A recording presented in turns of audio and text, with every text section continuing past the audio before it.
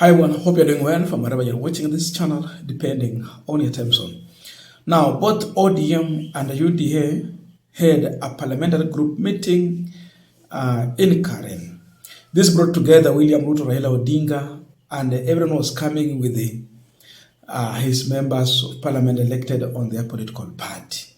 Yes, Ruto will say Kenya Kwanza, but where is Kenya Kwanza? Aiko. And so, during that PG, Ruto made a statement which seemingly was a direct attack to members of parliament. Whether it is true or not, but he made it. And his position is that there are members of parliament who collected money for them to pass the money laundering bill. That means there is corruption in the parliament. You know, Ruto has the intelligence at his disposal, the national intelligence. They feed him with critical information. So when he speaks as the president, we quickly know that maybe he has been briefed by that team because they have the resources and the capacity to investigate. So Ruto is warning members of parliament of, allowing corruption in the parliament. That was his statement. Members of parliament have responded to this. But first of all, William Ruto's statement. A few members of your committee collected 10 million shillings so that you could pass that law on anti-money laundering. Did you get the money? So there are people who are destroying the credibility of parliament, and they are collecting money in the name of parliament. And some of the time, or most of the time, that money never gets to parliament, it gets to a few people. We are not going to shame them. We are going to arrest them. According to William Ruto, he has said that he is not going to shame these members of parliament. He is actually going to arrest them. We are not going to shame you. We are going to arrest you. That is serious warning. Now, members of parliament were listening in silence during that PG. But yesterday, they got an opportunity on the floor of the house. Ni kama waliambiana. Both from the UDA side, from ODM, and everywhere. Wale hata wako kwa Kenya Kwanza coalition. For example, Honorable Ferdinand Wanyonyi is a member of parliament elected on Ford Kenya ticket that is part of the Kenya Kwanza, which gave Wetangula the position of the speaker. He has a message for William Ruto. He is demanding Wetangula to summon Ruto over the corruption allegation to come to the floor of the house and explain what he was saying or what he meant by the statement that he made. So wanasema akuja hapa kwa parliament. So it is time for William Ruto to prove, because when you allege, you have the burden to prove. So Ruto today has a burden of proving what he has alleged over corruption done by members of parliament. Akuje kwa floor of the house and tell us exactly, so that they can also get an opportunity to ask him questions. In fact, look at this. Imefika kiwango, Honorable Wanyonyi went on just to call William Ruto, Ruto. Not His Excellency, but he's on the floor of the house. That tells you the level of anger and bitterness members of parliament have with William Ruto. Now I'm talking mrengo mmoja.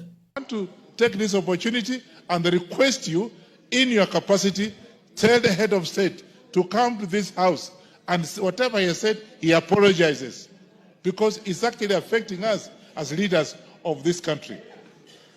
I think, members, that's what it is. Because out there, if you want to come back, I can tell you, it's not going to be easy.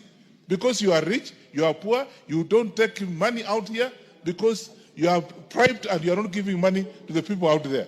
So, Mr. Speaker, I think I want to ask you, kindly get head of state here to come and tell this House so the Kenyans can hear that he was wrong. I think members actually, you agree with me. You agree with me. Let RUTO come here and tell the whole country that it was wrong for him to say what he has said.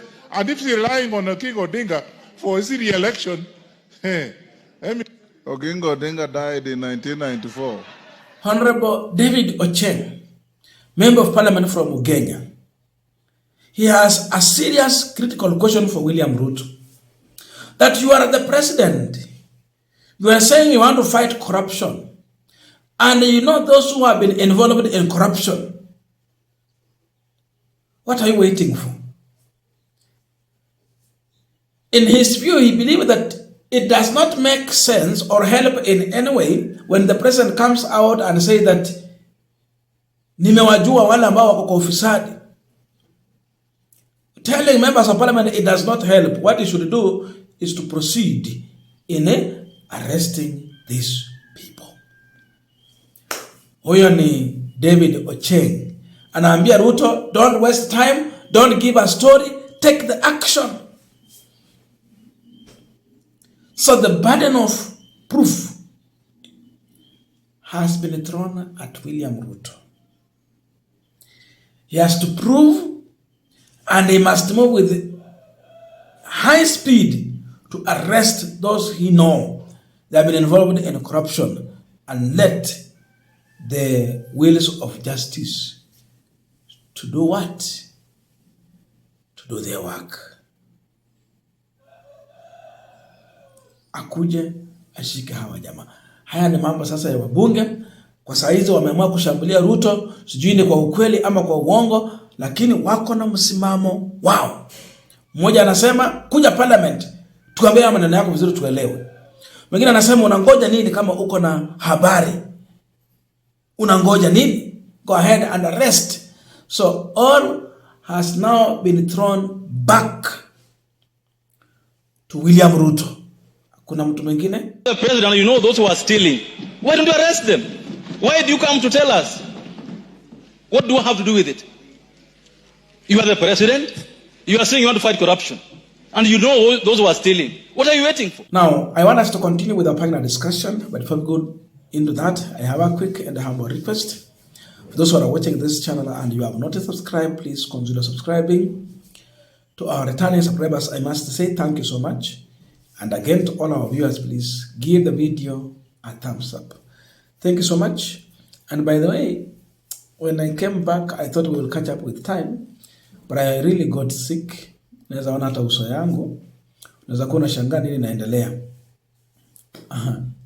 Bado niko mgonjwa kwa matibabu, but I will get well and we will continue doing our work here.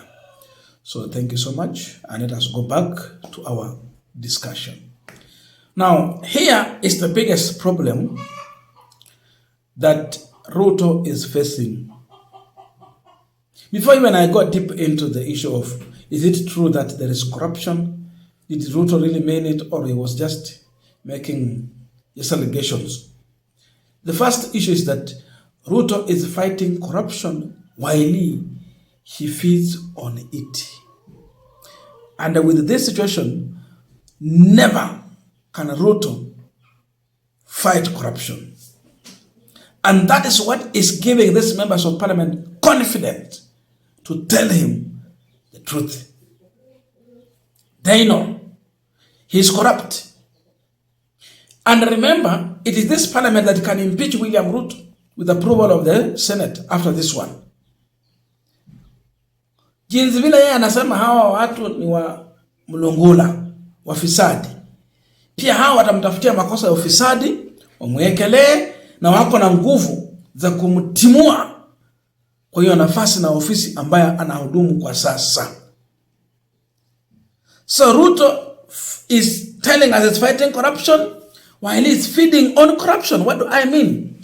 There has been fundraising that these people have been conducting which cannot be explained its origin of money. Hawezi kueleza jinsi anavyopata zile pesa. Look at Baruch Kibet, mtu yake mkono, personal assistant.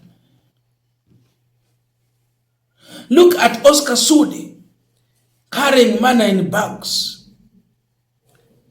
They have been carrying money in sacks. In what they're telling us, it is economic empowerment, and they cannot explain the origin of this money. Corruption. When the 2023-2024 finance bill was tabled, to pass this finance bill, someone had to get to the parliament, compromise it by bribing the parliament. Who was the owner of the finance bill? William RUTO. And therefore, who bribed?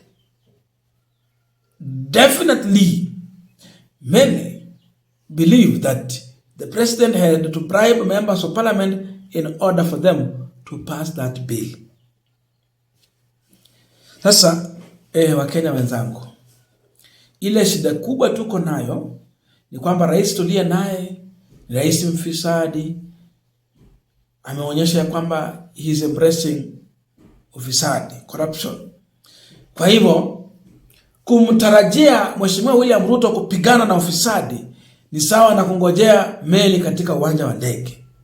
Ni sawa na kutarajia ngamia kupita kwa tundu la sindano. Hawezi, zile ni kelele, na wabunge sasa wamemnyamazisha kwa sababu sasa wanataka kuja kwa bunge, wengine wanamwambia unangoja nini, shika hao watu and all that. So the only way Ruto can get out of this is to go ahead and arrest those who believe that they have been involved in corruption. Let him represent or present the case in the court with evidence, concrete evidence, watertight evidence that can make a judge or a magistrate to jail these people. I don't know your views, but please let us know in the comment section to continue with our discussion. Thank you so much, and see you in our next video.